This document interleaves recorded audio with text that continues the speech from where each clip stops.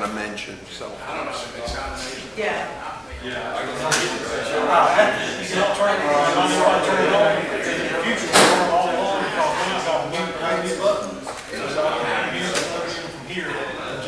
saying we can turn it on and you can mute it? Yes. Okay, mute it. You can mute, you have our permission. Yeah, just go ahead and.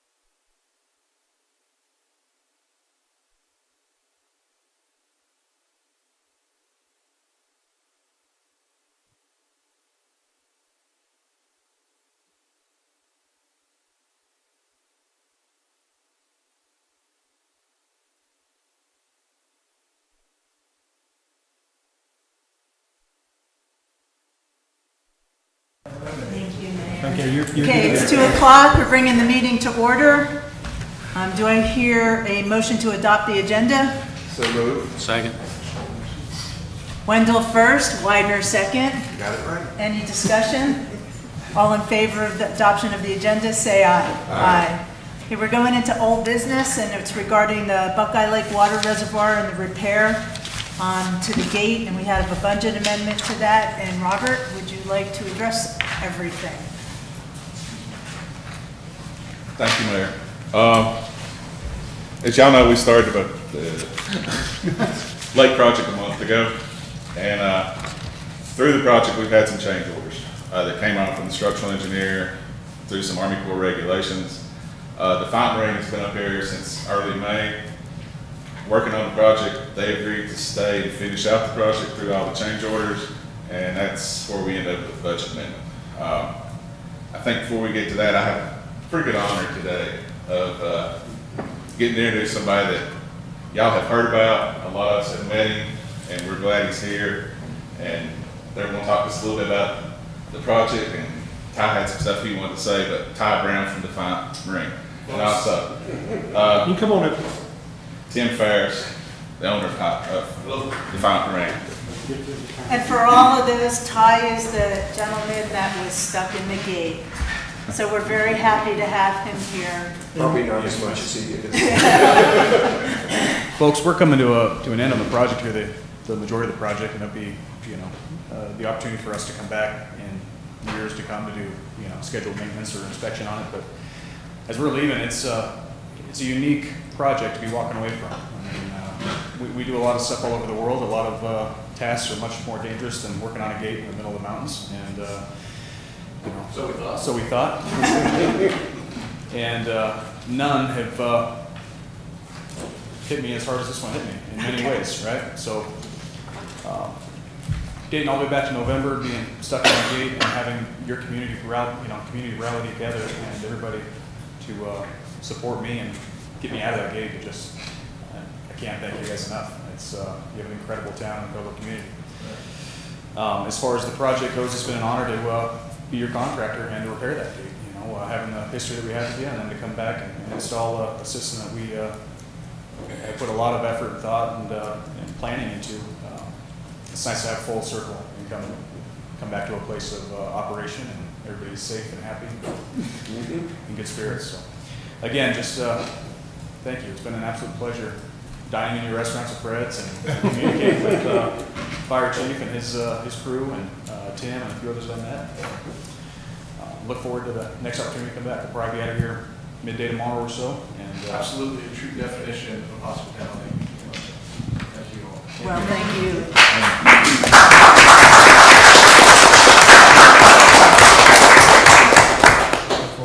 You want to update on the project? yes. Like, yeah. Ty, were you in the Navy? No, sir. Were you guys in the service? A lot of connections to my family, but not really. Most respectful. Little update on the project. We started out with the old system that broke when they broke their first time. Between, I guess right after that, when you started healing up, we started putting together ideas for, they did how to fix this thing. The original fix came out to be something like a train track structure, a lot bigger, a lot more strength in it, and the shafts went from 2 inch to 3 inch. Couplings that hold it down, the goalposts are a lot closer. Different anchoring system. So we were looking really good until we made some changes. We had some issues with a couple of piers that the Corps and the engineer wanted us to bulk up. And in doing that, we added 9 yards of concrete. Almost 200 additional subsea anchors. so a week of operations, 7 to 9 Yeah, really. operations. and so the project got a lot longer and a lot bigger, and they stayed. I know the other day they'd done over 65 dives, so I know they're well above that now. Ty did the last one this morning, well, for today, and everything looks really good. I think it's going to serve us well. Tomorrow morning, we're actually going to actuate a little bit. We were going to do a full open, full close. We got together this morning with the contractors, the provider of the stuff, and we're not going to do that. It's just too dry. There's too many people up here. So we're going to do some small incremental moves to see, get the actuators, linkers to check some torque ratings on it. So we should be out here pretty early. From my standpoint, I've got probably 3 or 4 contractors that I can call anytime, anywhere, and they'll come up here. And this is one of those. We have been blessed to have them here. They're good. The more I've watched them the last 3 weeks, the more I know that, and I am proud of the work they've done, and I thank them for offering their services to us. Ty, Tim, thank you. Thank you. Questions? I got a question. $100,000 is a lot of money. When you guys had your original plan, did the Army Corps, did they not recognize that maybe there could be some changes, or give you any feedback that something may look weak? They just Not arbitrarily? until we went down there and started putting everything together, and these 2 piers did not set back down when they put the bridge in. This one we knew we had an issue. So what happens if this doesn't pass, the 100, I mean, Once it gets stamped and sealed, we're good to go. And the engineer has been with us last week. He's happy, they're gonna stamp it, and we move on. 900. Not 100? 200. I thought it was 100. Misspoke, said 100. Okay, 200, 206 is a lot of money. Is that it? Do I hear a motion to accept the budget amendment for the reservoir? I'll move it. Wendell moved. Barry second. Any more discussion? All in favor of the amendment, say aye. Aye. The motion carries. All right, we are on to the budget. All right. Hi again, y'all welcome to stick around, but if you want to go out, we won't have any problems with you excusing yourself, so. Guys, thank you very much. It's been a pleasure to be here. Thank you for being here. We Thank expect you. many, many years of good service out of the system. We hope so. I'll put our name on anything forward. Thanks so much. Thank you all. And Ty, it's great seeing you. Very pleasure. See you later. I'm sure we'll see you. The good thing, the bad thing about it is I didn't get to go and hang out as much as I would like to, because what they do is really amazing to look at. And you can watch it all on television. Wow. And they had a drone down there this morning, actually behind them when they were not in there, underwater drone camera. Oh, To cool. look at things, so. That's cool. Been very excited. All right, just to review the few changes from the May 7th budget meeting. Reduced health tax revenue by $500,000 and eliminated transfer of the $500,000 to the general fund. This happens anyway. So why artificially inflate the expenditures to show the revenue? Because at the end of the year, it all goes in there and makes the budget look more like it is. So you'll see that reduction. Clarify the note for administration, building and grounds, painting is part of the project, sled hill fencing and deck, and routine maintenance. And I'll go back and talk about the fencing and deck. Yes, please. do. We've had several complaints over the years about people standing in the road back here trying to sled down. So our plan before the spring, fall is out, sometime before the snow comes, we're gonna have a fence all the way across so nobody can actually walk out into the road. But when you go up the steps as you're going up to approach, I think we're gonna have a small deck. I don't know if it's gonna be a 10 by 16 or John Mayer's kind of working on the dimensions. So folks will walk up steps, there'll be a waiting area on the deck, and you only have like a 3-foot walkway to where the slide area is. So there'll be places where people can orderly stand in line, and hopefully that will eliminate the safety problems, and inevitably somebody's gonna get hit by a car or something. And like I said, we've had multiple complaints from back here, so I know that's not been talked about a lot, but that's one of the projects we're working on. How many, with the deck, how many people will be able to stand on it? That will be, depends on the live load. If it's 100 pounds per square feet, it'll be loaded for 100 pounds per square feet. Usually 5 square feet per person, so I'll have to see what the final dimensions are. I don't think you'll have more than 15 or 20 on the deck at any one time, but it will be built appropriately to hold the load. So you And you also typically, have to have, there could be potential snow load on that as well, when the snow accumulates on it as well. so you typically have anywhere from, 60 to 120 people out there sledding? Oh, now they're sledding, but they're all up and down. Yes, I mean, that's probably a fair number. But And- not standing up by the road. Not standing up on the road. They're usually in and out, and you've got some pedestrians or, not pedestrians, observers who sit back there too, parents observe, so, there's a significant amount of people. Most are at the base. Most are the base, but like I said, whatever we do, we're not going to under-design it, so we shouldn't worry about the deck falling off. And actually, the deck too, probably no more than 3 or 4 feet off the ground, the most. It's not going to be an elevated deck, so this is not going to be. How would they get onto the sledding hill then? If you go up the steps, the deck will be on the right, and there at the top, then there'll be another, a 3-foot where they platform walk where through they the walk sledding. across, so, Okay. My point on the size of the deck is that, let's say if the deck is gonna be around $9,500, it only a handful of people can stand on the deck, and you've got, I'm just gonna throw these numbers out, you got 15 on the deck, but you got 70 people or 60 that are outside the deck. To me, it doesn't justify even spending the money on a deck. I don't think you're understanding what it is though, because the 60 or 70 are probably going to be down at the base of the sledding hill, watching people come up. But we might have 15 people on the deck, but nobody's going to be standing up there other than those 15 or 20? And you still have about 40 or 50 feet of stairway they're That they standing on too. stand on So I now mean, it can anyway. be it'll be a queue. And so the stairway would be a queue, the deck would be like QA is the stairway, QB is the deck, and QC, when they finally get off, is where they can slide down. So I mean, you know, like I said, I haven't measured per person, but if you allow 14 inches per person, you go and figure how many capacity they can hold at one time. And like I said, this is a guess, that's what we're looking at. Let's see what else. And routine maintenance.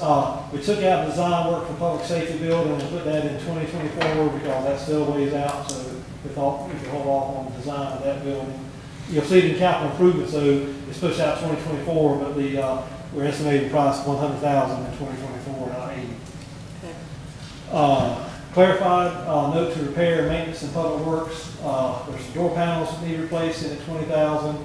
Reinforce some salt storage, so we get a new building built, $10,000, and electrical work at $5,000. And then you had clarified public works supplies and materials, $80,000 for salt, $25,000 for chains and snow removal equipment, and $35,000 for road repairs, guardrail repairs, construction materials, hand tools, personal protective equipment. I think there's even a few more descriptors in the note, but I limited on the slide.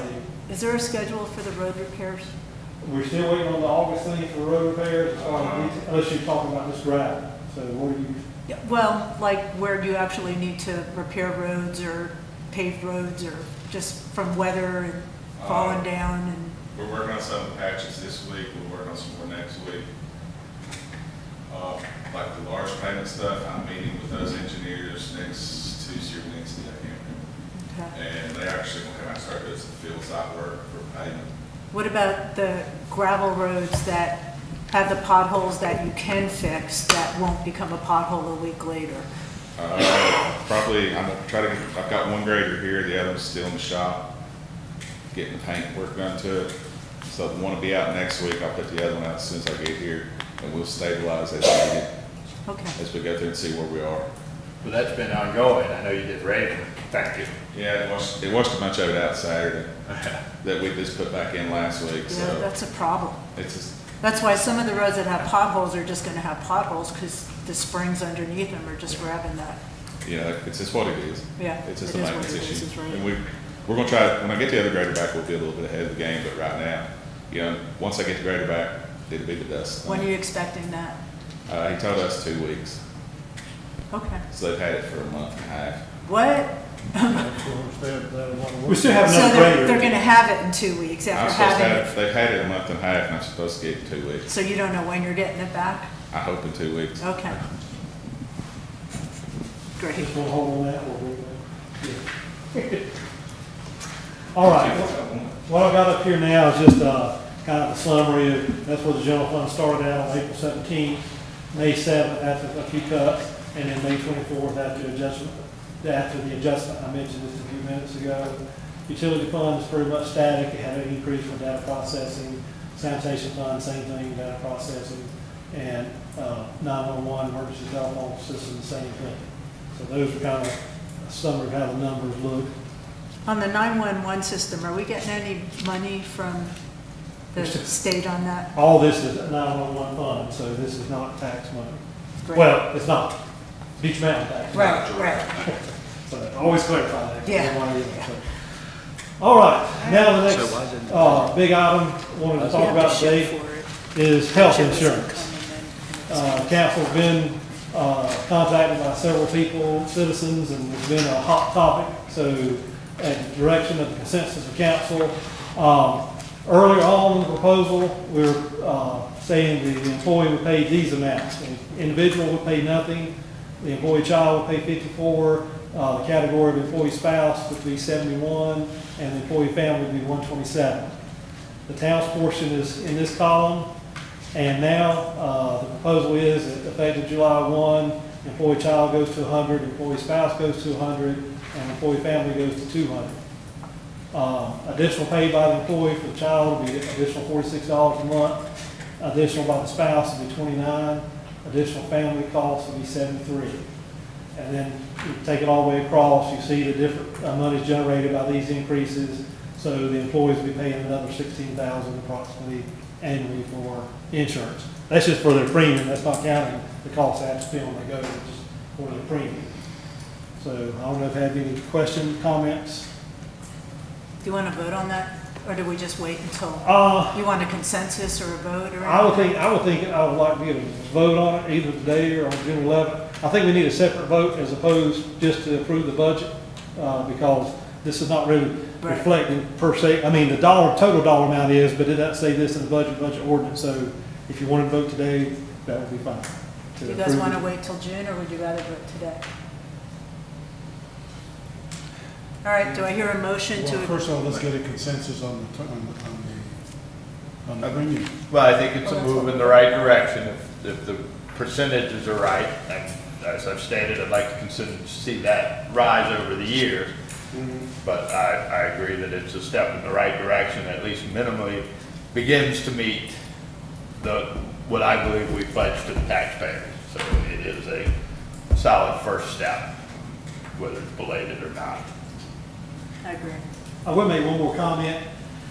On the employee spouse category, that went up slightly this year, but truly, next year when we start talking about proposals, the employee spouse category is probably going to be close, if not slightly under employee family, because the majority of your claims come from employee spouse coverage. So what I'm just saying is, that may not have the clear 100, 100, 200 kind. The spouse and family may wind up being very similar in cost in the future to reflect the claim generated. Do I hear a motion to accept the increases in the premiums for employee benefits? I'll move it. Carl move, I'll second. Wendell second. Any discussion? I have discussion. I want to talk about the insurance briefly. I've been hearing from numerous people about this insurance program that we have, and talking about it's a Cadillac program or whatever, and I've tried to explain to people, and I said I would do it in our budget meeting. This is an 80-20 plan. It's like what most normal plans are. And just so you know what we're talking about as far as numbers, the deductible for individual is $700, family is $1,400. The coinsurance max is individual $1,800, family is $3,600. The out-of-pocket is $2,500 for an individual and $5,000 for a family. So those are pretty good numbers. An ER visit is $350. If you go to urgent care, it's 80% after the deductible. So that's where the 80-20 comes in. If you go to your primary care doctor, it's a $30 copay, and if you go to a specialist, it's a $40 copay.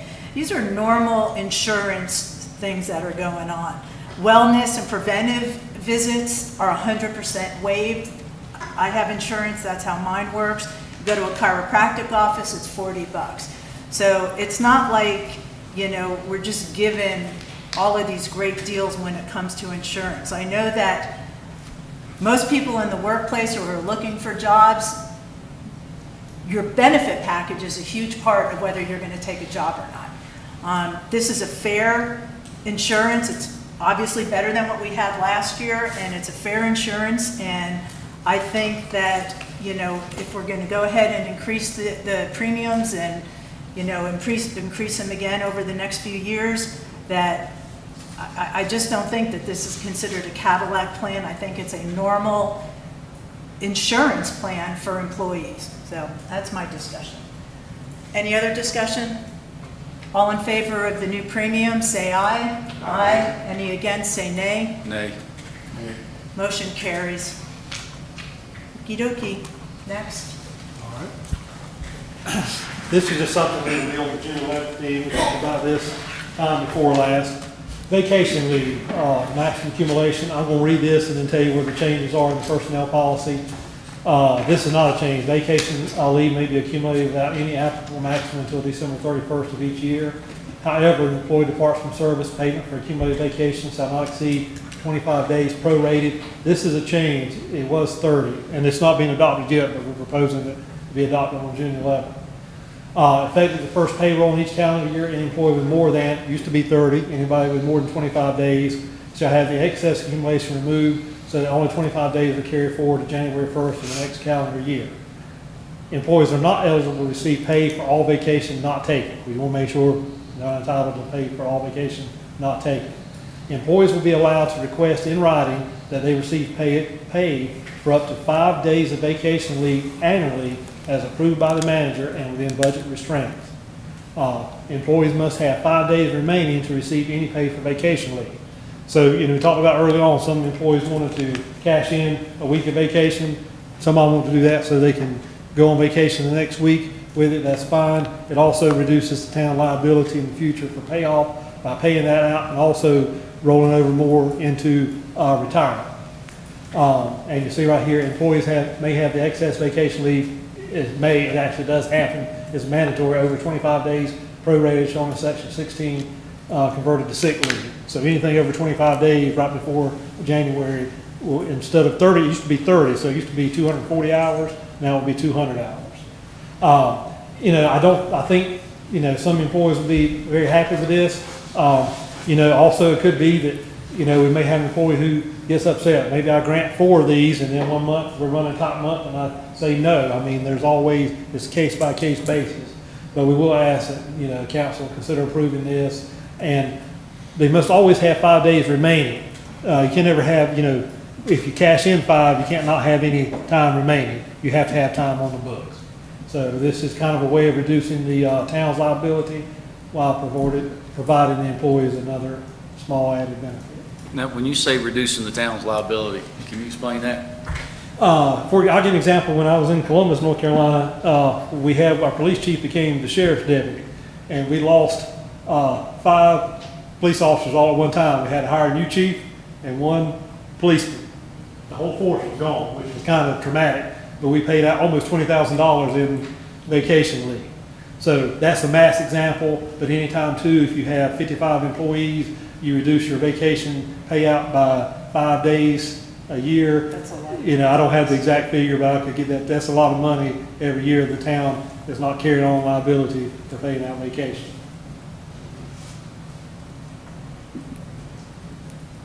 And let's see what else we have. Next budget day is June 11th. One thing I didn't do today, I did not read out the budget message. For the June 11th meeting, I will read the budget message in its entirety for the public. I can do that later if you want to, we have time. But now I just stand ready to ask questions. And it was kind of short today, but it was anticipated it would be short because there's really, the last 2 meetings have covered the bulk of the material. So unless you ladies and gentlemen, have a change for us, this will go forward as presented now to the June 11th meeting. I just urge you to look through it.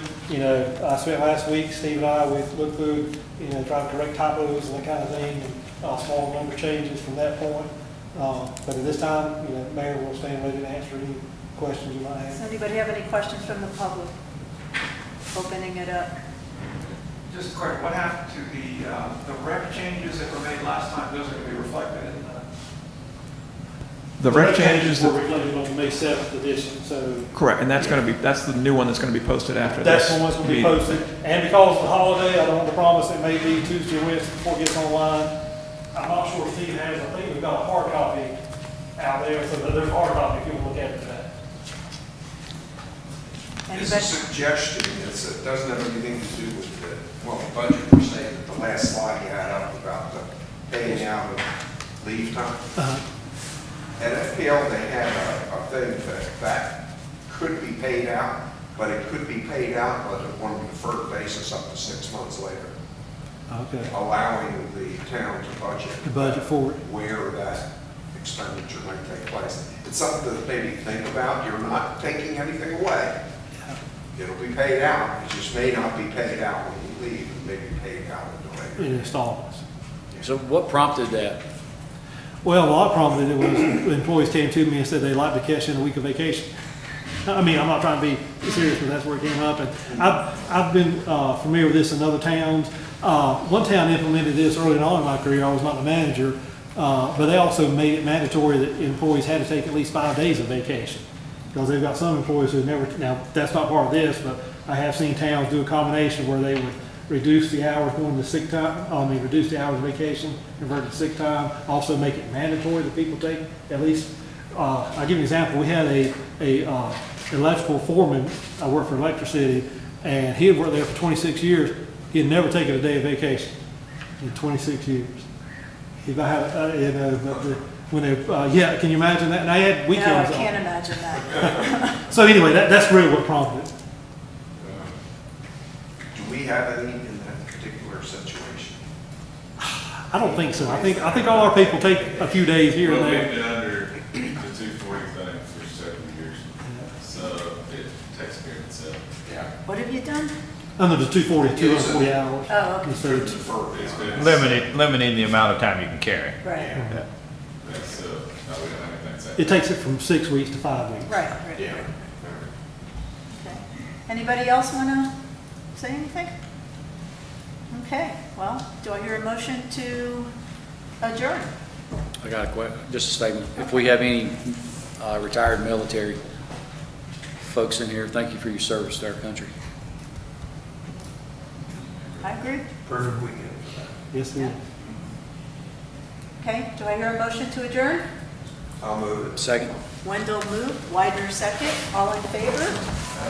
Let's go. Thanks for being here, guys. That was nice. Was it fast enough for you? It was less than Less than 30 30 minutes. minutes. Did good.